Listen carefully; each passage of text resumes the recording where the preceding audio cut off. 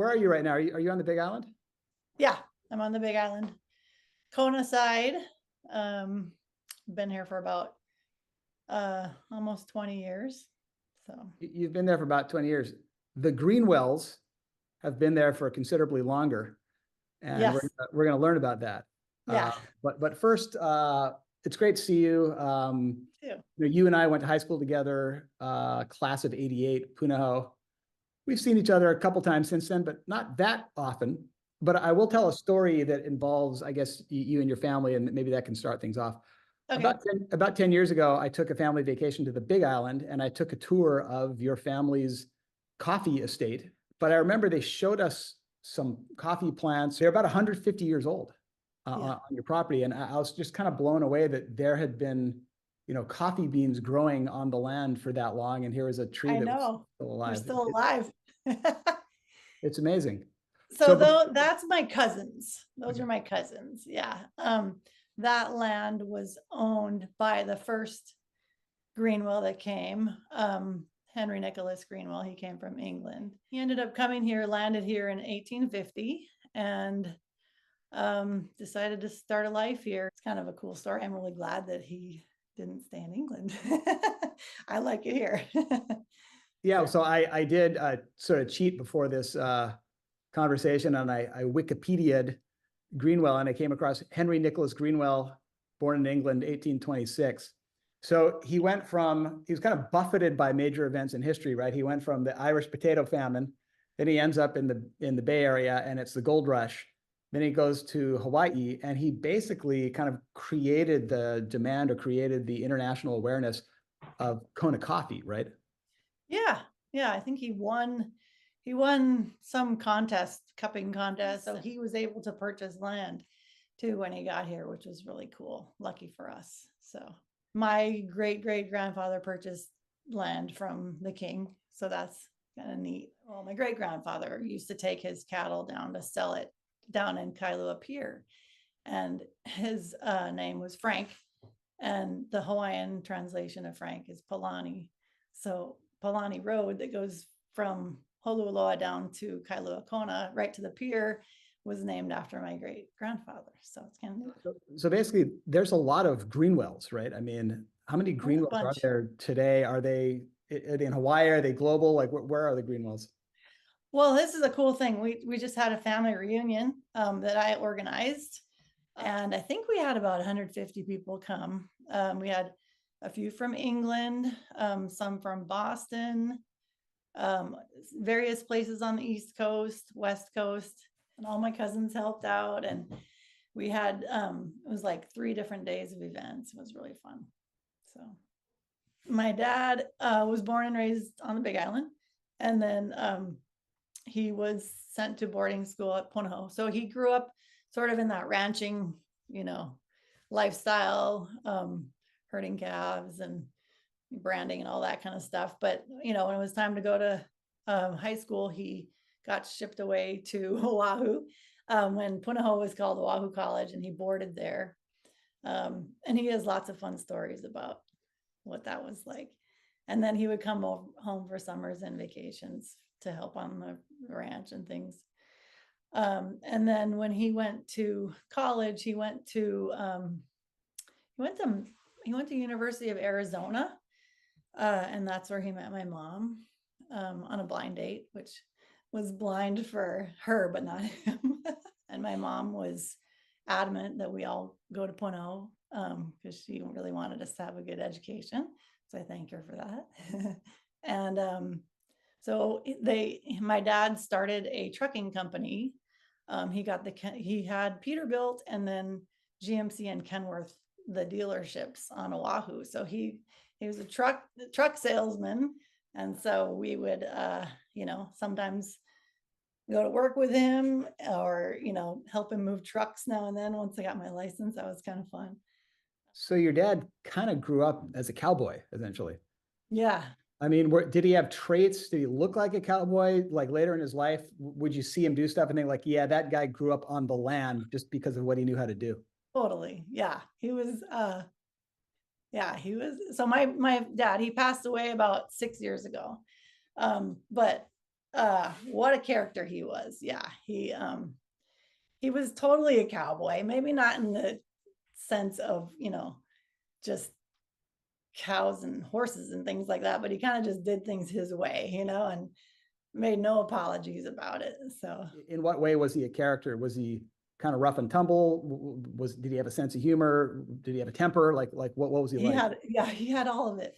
So let's see, some examples that he'd probably be really irritated that I share with you. But whenever he would come pick us up at Punahou, he would he worked, sun up to sundown, and he did not have time to wait for anybody ever. So when he would come down Palm Drive to pick us up, if we weren't waiting there, he would continue on and go home. And then we were like, find your own way home. And he'd honk maybe once and then be gone, I remember my dad being on business calls, and he'd just turn on the pigeon and he'd just start talking pigeon to customers. So that was super funny. I loved that. And my dad, he could walk on his hands. I think his record was 100 steps on his hands. And he wasn't a gymnast. I don't know. If you lived in the Kahala area, in the 80s, you probably saw my dad walking on his hands on the side of the road. So he's just a character. What personality traits do you think that you have that perhaps you got from your dad? I don't know, not being intimidated to try to figure things out. So. And what personality traits do you think you have that are from your mom? Oh, that's a good question. She's super artistic, and she taught me how to paint when I was a kid. She would take me to these very adult painting classes, not adult in any weird meaning, but just adult ladies that want to paint. And so I'd be like in an adult learning setting with, I'd be 12 for, 6 hours with some oil paints. And so that's how I learned how to paint. And so I still do paint. She's super generous, and I'd like to think I'm generous. So your dad was really into the outdoors. You, to this day, are very much into the outdoors, activities in the water. You probably still run. As a kid, talk about time you spent outdoors. Like, what were you doing? You were in the water, you're in the mountains. Like, what kind of stuff do you remember best? Oh, yeah. So we lived on the top of Wailanui Ridge. We lived at the very last house. So the forest was our backyard. So Kevin, my brother, and I, we were only 18 months apart. So we hung out a lot together, especially when we were little. And we would traipse through that forest all the time, barefooted all the time, in jeans and bare feet. And we knew the back trails, and yeah, it was just magical. So, once I could drive, I was at Sandy's or Makapu pretty much all the time, or at a friend's house who lived on Diamond Head, and we go surfing out there a lot. But yeah, Sandy's was kind of my spot for body, and I'd be in the water. I wouldn't hang out on the beach. I'd basically go to get in the water, shower, and then leave. I wasn't one of the ones that like to lay out. I just would get bored. So. Were you body surfing and surfing with other girls? Like, who are you going with? I usually would go by myself. I was very brave. I'm not that way anymore, but I like to go when it was big, and I think I started going out when it was big, or at least started catching bigger waves, because I was this little howly girl that no one would let me take a wave, and so they'd hoot at me and, tell me to get out of the way. So finally I'm like, you get to know who's going to go and who's not going to go. And you're like, okay, he's not going to go to this wave, I'm going. And then I just got used to taking big waves. And then it was kind of, those are the days I wanted to go out, because there's less people in the water and I could actually get some rides. So. And were you ever self-conscious being out there as a woman by yourself? I mean, were people saying things to you? Like, were there any incidents? No, I never had any trouble. I don't know. Yeah. And I always felt super comfortable. Yeah. And I'd go out at Point Panic too sometimes. But I think in the beginning I get the looks, But then once I got in the water and people knew I wasn't going to drown, they kind of left me alone. Of course, Point Panic mentioned in Replinger's song, Tell Fate Yanagi I Love Her, where he body surfed Point Panic and gets caught in the tide. But you surfed Point Panic. Yeah.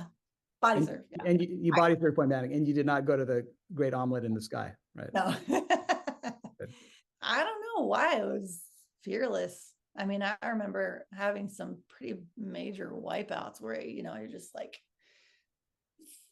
slammed on your back on the sand, and like, okay. Or which way's up? Because when you're body surfing, you don't have a flotation device. You don't know which way's up, right? If you have a boogie board, it's floating. Your leash is telling you where to go. But when you're when you're body surfing and you're in the sand and the water and you're all, and it's 10 feet deep because it's bigger and breaking further out. Anyway, I remember some times where that Rap Replinger song came into play where all you're thinking about is air. All I could think about was one thing. Air. Air. You mentioned being a haole girl going surfing by yourself in the surf. What did your family think about, being basically a haole family in Hawaii for like 150 years? Was there ever discussion about like kind of what it all meant? I feel that more on the now as an adult and being on the Big Island more than I did on Oahu growing up. I mean, I do remember wanting to have brown hair and brown eyes. I remember, and brown skin. I remember wanting to fit in a little better in certain circumstances. So you are in what they call the 13-year club at Punahou School, meaning you started in kindergarten, graduated as a senior. So you started out, you played in the Winnie Playground, the fabled Winnie Playground that's now been replaced by something else. So what were those days like? Oh my gosh, really magical. Yeah, like bare feet and just very safe, very nurturing, yet also very free, and got to run around like little crazy banshees and have a good time. And somehow we still learn some stuff. So, all right, so let's fast forward to high school. So how do you think you fit in socially? I don't know. I think maybe I was kind of a goofy kid. I don't know. I mean, I ran track and cross country. So I had friends there, and then I paddled. I think I kind of knew everybody, and I don't know if I know I hung out on like senior year for sure, hung out on the Cook Hall steps. That was a really good perch to just be able to watch the campus, and see what's going on. But I didn't really feel like I was stuck there. I felt like I could go into the library and hang out with that clique, or go down to the Bingham benches and say hi to the surfer guys, and walk by the football picnic table and say hi to my cousin and whoever else is over there. I paddled with Punahou, and that was a really cool paddling experience with Marion Lyman Mercer was our coach, and she taught me so much just about life, and so paddling was probably one of my favorite sports. And I was a steersman. Have you ever paddled from Oahu to Molokai? No, the race goes Molokai to Oahu. Yeah, I did that once. I paddled it once, and I actually was on the escort boat probably 3 different times watching my dad. So let's talk about academics. Were there any kind of breakthrough intellectual moments for you at Punahou where you kind of said like, oh yeah, this topic or this teacher, or you kind of feel like you turned a corner intellectually? Well, I don't know about intellectually, but artistically, yes. It's funny, going to Punahou was super hard for me. I mean, I pulled all-nighters more at Punahou than I did in college. But once I got to college was really easy. But I would say the biggest draw for me at Punahou was their art programs. And Hugh Jenkins was my teacher for a lot of that, and he's just awesome. And he lives here on the Big Island too. It's been a few years, but I ran into him and got to go to his glass blowing studio. But I took jewelry making from him. And so there was jewelry making 1 and jewelry making 2. And then I asked him if I could do a, self-study for jewelry 3, and he let me do that. And that was so cool. And I got to go up in the jewelry room and independently work. And then also glass blowing was just another, that's where I just realized I didn't know someone from going to Punahou could be an artist. Like, I didn't know that was okay. I thought I was supposed to be a lawyer or a doctor. But I love the fact that they really valued that part of learning. And that's where I found my safe place. I wasn't really great at academics, but I did good in art, and I felt, that was my strong suit. So. Did you party much? However one defines it. Yeah, I did. I mean, didn't we all? Did you? Oh, not all of us did. Do that. So what was, were you like a leader in the partying department, or were you a tagger along? I mean, it seems like you're kind of a creator of fun. And so were you leading the charge at some of these activities? No, I was fully immersed, but I don't think I didn't have the means to lead the charge, as far as like, I didn't have a place. I remember, okay, this is so funny. So I would go to any party you wanted to have, but I was terrified of having a party. And one time my parents went out of town, and my brother decided to tell everybody that they were out of town. And I think I told my closest 10 friends, yeah, come over or whatever. Well, it turned into this gigantic block party at the top of Waialainui Ridge. And I freaked out. How old were you? I was probably 16. Was it one of those situations where it's like, hey, everybody, my parents are gone, come on over. And this is pre-internet, right? So everyone tells everyone else, and then the kids just show up, and then yes. Maybe the And cops. so you don't even know how big it's going to be. And that, I blame that on my brother. And then the cops came, and then everybody got cleared out. I mean, the party was out on the street because it was a cul-de-sac. I mean, it was like a block party. It got big. But, I did go to my fair share of those kind of parties at other people's blocks, and it was much better. So when you were graduating from Punahou in, I guess, June or May or June, I can't remember, of 1988, what was your mindset? Like, what were you thinking? You had spent your entire life, or rather your entire academic career at Punahou. You'd spent your entire life in Hawaii, largely on Oahu, partly on Big Island, but you were going off to the mainland. So what was in your mind at the time? Get me out of here as fast as possible. I wanted out. I wanted independence, and I wanted something different. I didn't care where. I was like, get me to the mainland. And it's a good thing I didn't care where, because I went to the University of North Dakota. And I cared then. Yeah, it was so bizarre. They looked different, they acted different, they talked different. It was really weird. And I remember I wanted to get a picture of myself in shorts and barefoot in the snow. And so get out there, and my roommate took a picture, and then I got super sick. I learned my lesson. So, but yeah, it was major culture shock and environmental shock. How did you present yourself? Like when you said, I'm from Hawaii, my family's been there for 150 years. Did people have questions for you? Oh yeah. Like, why are you so white? All these things. Are you Hawaiian? Do you hula? Do you surf? Even, do you live in a hut? All these things. You're like, have you turned on the TV lately? That's not how it is. Yeah. So maybe final question, then I'll let you go. But you have 2 sons, right? I do. Yeah. Yeah, I have 2 sons as well. Can you think of any experiences or things you've taught them, or just a way that your family, lives, that is similar to the way that your parents brought you up, and maybe their parents? So just something that's kind of like a tradition that you're very happy to kind of carry on. My dad has cows. And so when my dad passed away, my husband agreed to take over the herd, and my kids go help with the branding and deworming and castrating and all that kind of fun stuff. They get to play cowboy a couple times a year, so that's kind of fun. And I know my dad grew up doing that.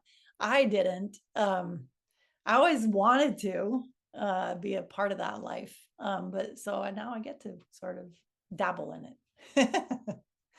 Is there anything that you wish your classmates knew about you when you were in high school? I definitely think I wear my heart on my sleeve, and I kind of let people know who I am, and I'm not very guarded at all.